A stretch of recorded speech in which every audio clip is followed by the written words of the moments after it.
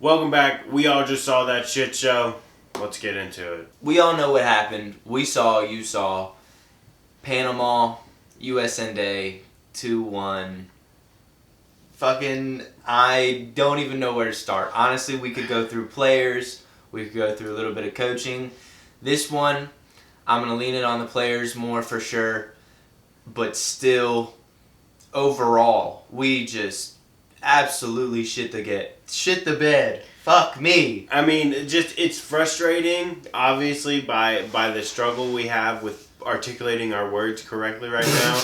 I mean, it's so upsetting to see this team with so much potential, so much talent, just absolutely shitted against Panama, who, no disrespect, are buns. They're not that good. They are not a team that we really should be having to worry about. But no, we go and lose 2-1 because of our own incompetence. Absolutely right. It literally wasn't anything Panama outplaying us. At points, they looked like they were, but it's only because the USA decided to sit off for most of this game after going down 10 men. We'll go from the start. As we always do, lineups, nothing changes, okay? Same starting 11 that we had against Bolivia. That started well, ended well, fairly good game, not great, good game, 2-0 over Bolivia, same starting 11.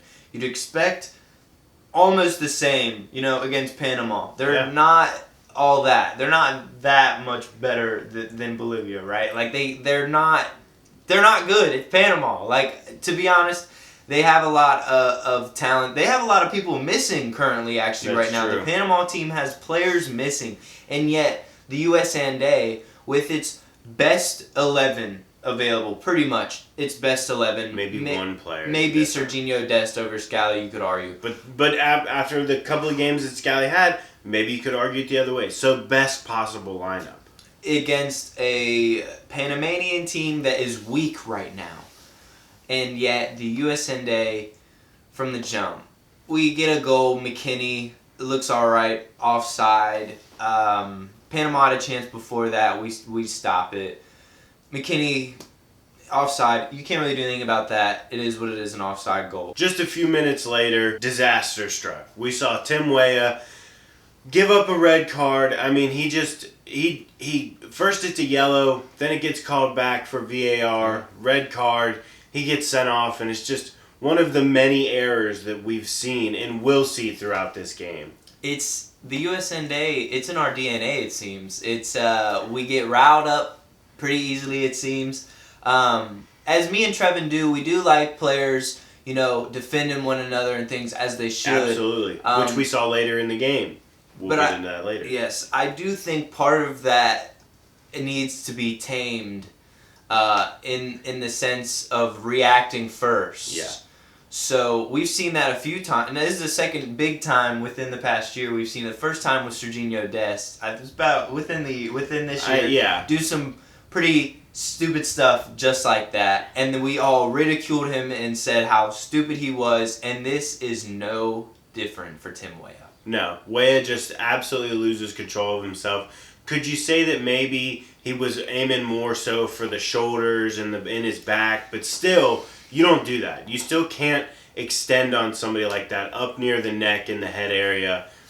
They're going to go over. They've been trying to piss you off the whole game. They've successfully done it now, apparently.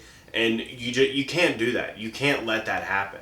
He has a moment of anger, and the way Trevin described it, I felt, was a bit soft, the way you described it. He basically just went up behind him and swung his arm to the back of the Panamanian player's head. I believe it was Miller.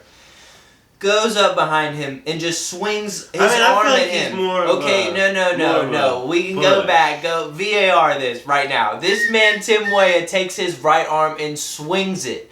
His, right here, this part of his arm, his forearm, hits him right in the back of the head. Plain as day on VAR. At first glance, you thinking, he's just, went up behind him. Like Trevin kind of describes it as just a harsh push behind, just what was that for? Okay, yellow card, you're an idiot, right? No. Deserved red card, stupidity on Tim Weah's behalf, completely changes the whole game now for the USA going forward, this red card. It changed it so much that it shouldn't have changed it as much as it did. Our tactics changed completely. Yes, we're down a man, which you have to change up a little bit. Yeah. But it was just the moment in which I think all USA fans felt like, of course, this just happened. That's one of those moments where you can very clearly see that there's a reason that we're not, the upper echelon of teams in the world right now. Not saying that this is all Tim Weah by any means, right. But it's just a general sense of why did that have to happen in this moment? It always happens, and it's because overall, as a federation, we're not good enough, top to bottom. It's ridiculous. It's win and you go through. Win against Panama. And yet we can't defend a lead. Tim Weah's red card. Flo Balogun, moments later. Doesn't have to change the game. Just before we get into the goal, the red card does not have to mean the end of the game. We're 25 minutes in. We're a much better team. You tweak your tactics. You change some positioning on the field. 4-4-1. You kind of adjust your positioning as you need to. Yes, but it's not the end of the world. And we see just a few minutes later, Balogun with an absolute pearl into the corner. Screamer. Left foot, swings it in, off the post and in.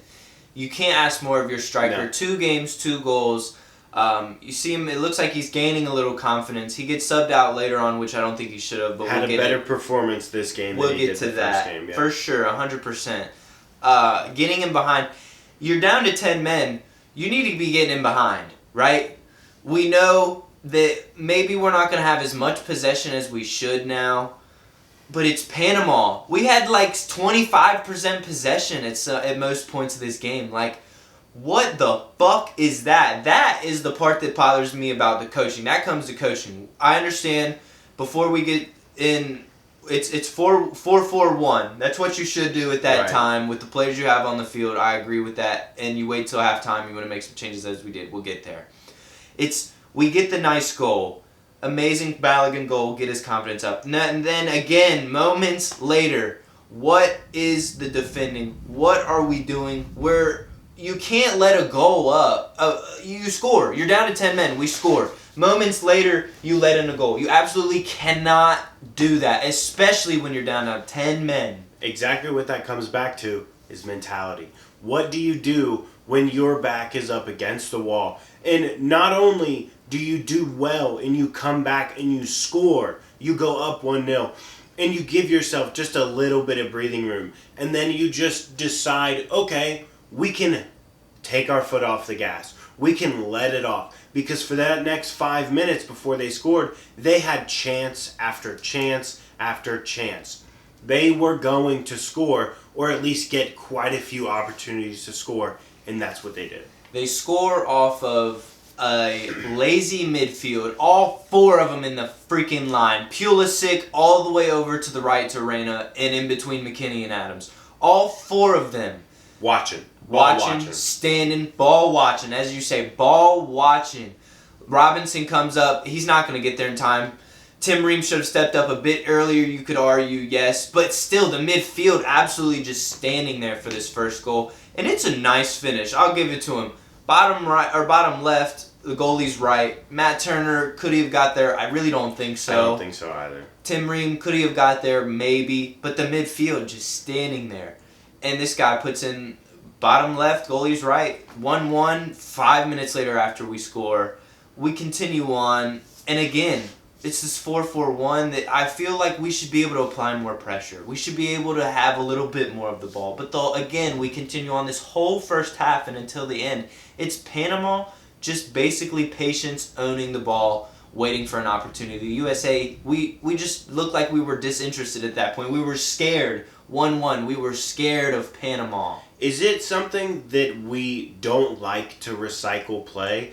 Do we not want to keep the ball and try and find different openings in Panama? Just the exact same thing that they did to us? I mean, how bad would it be for this team to keep the ball for more than 30 seconds at a time? I mean, it just seems like they're afraid to play through and to play back. There's nothing wrong with trying to recycle the play, get it back to the goalie, and start a new attack. They won't do it. It just seemed like when they went to 10 men, that's what it was. They just they said, "Fine, take the ball. We'll try and hit you on the counterattack," and then not really try and do much on said counterattack. We go from a team that wants to be so ball possession-esque, playing more with the ball, not necessarily Guardiola-esque ball play, but we want to have the ball more, especially against teams of this lower quality that we come up against often in CONCACAF and things like that. We want to have the ball a little bit more. But yet, we're down to 10 men, and it seems as if we've completely abandoned that idea. Second half starts, we see Matt Turner come off. He got injured. It was a fall he took, and it looked painful. Comes down on his shoulder. He may have sprained or dislocated his shoulder, or so. Like, it looked real rough. I'm surprised he kind of lasted through that first half. Yeah. I don't think the injury really played any role in the goal going in. No. I don't think a fully fit or healthy, many goalies in the world are going to make that save, not just Matt Turner. Good shot. So, he comes off and Horvath comes on, and you think, being the number 3 goalie for so long, does he really know what he's stepping into? And we find out later, not fucking really. Cardozo also comes on for Adams, who had a restriction on his minutes. Reyna came off for, I don't even remember who, but he came off as well. 3 subs at halftime.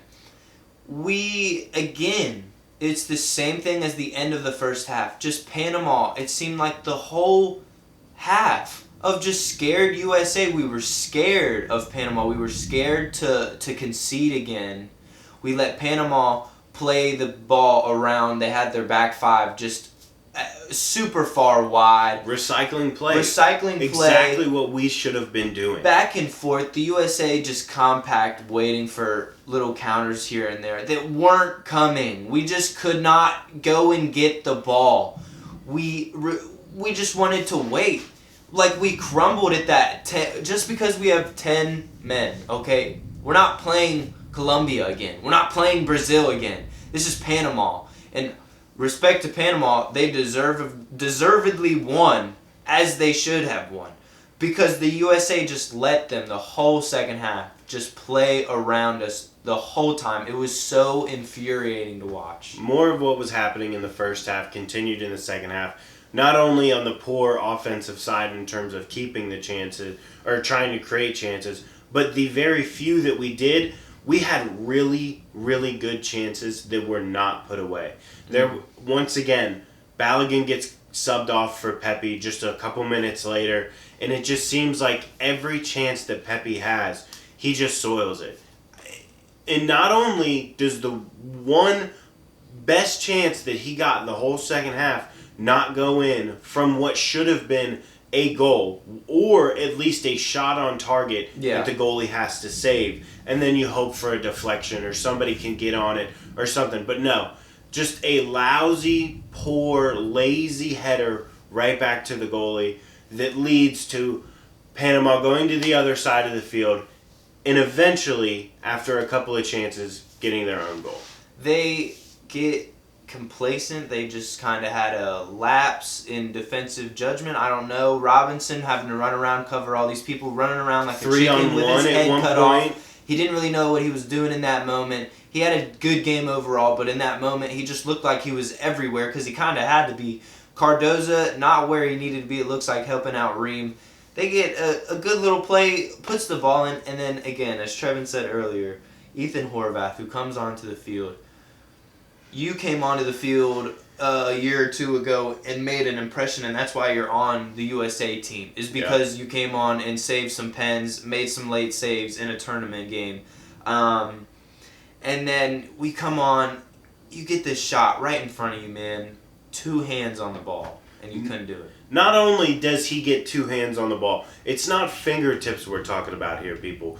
He got 2 palms directly on the ball from one that was shot, yes, fairly well right at him, but that is a save that you need to be making. You're a professional goalie. You are playing for the United States men's national team in the biggest tournament, not including the World Cup, that we have ever played. Because not only do we have a chance to actually do well, we have a chance to potentially do very well. There's a small chance, you could give it like a 10% chance at the beginning of the tournament of USA winning, but that 10% is still like really huge.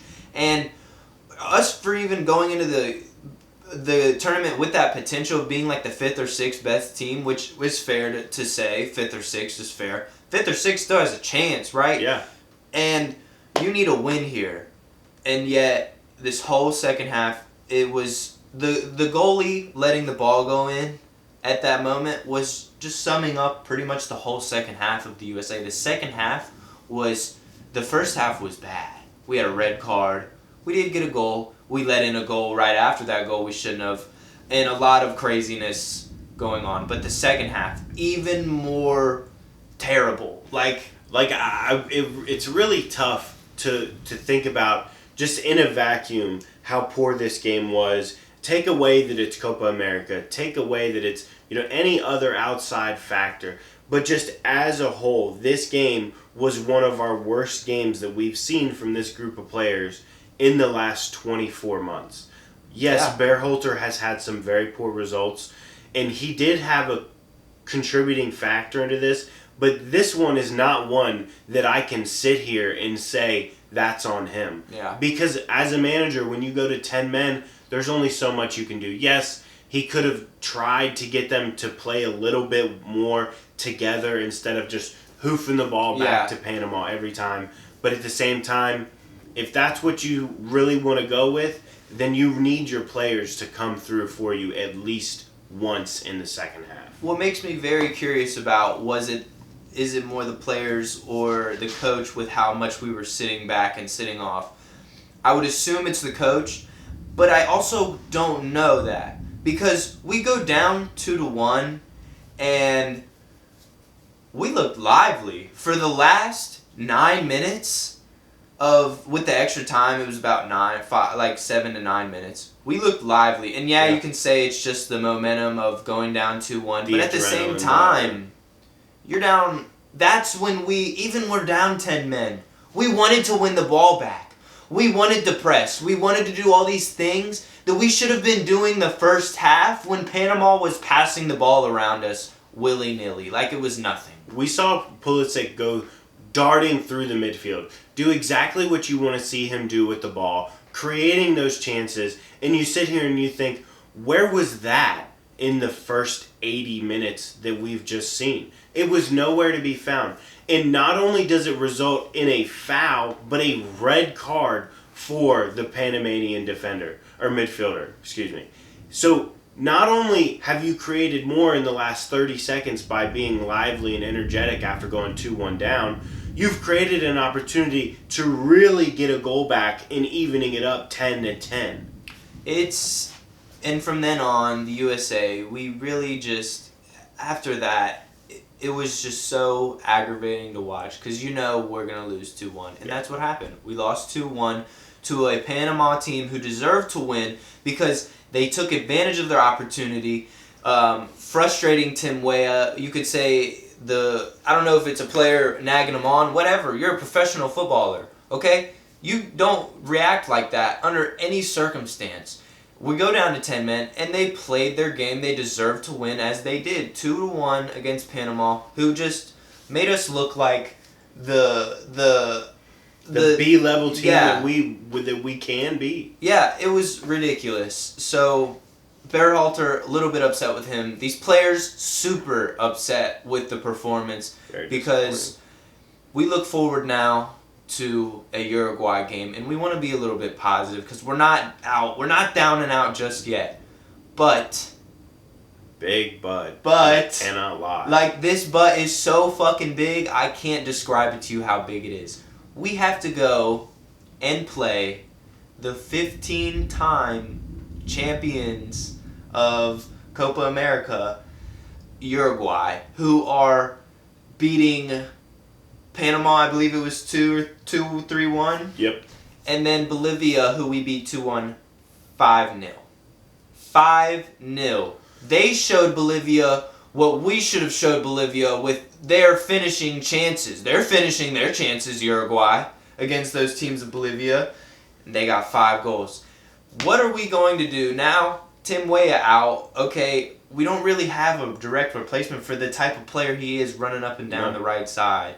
So what is Berhalter going to do with the formation? I'm thinking we have Musa and Reyna up top on the right.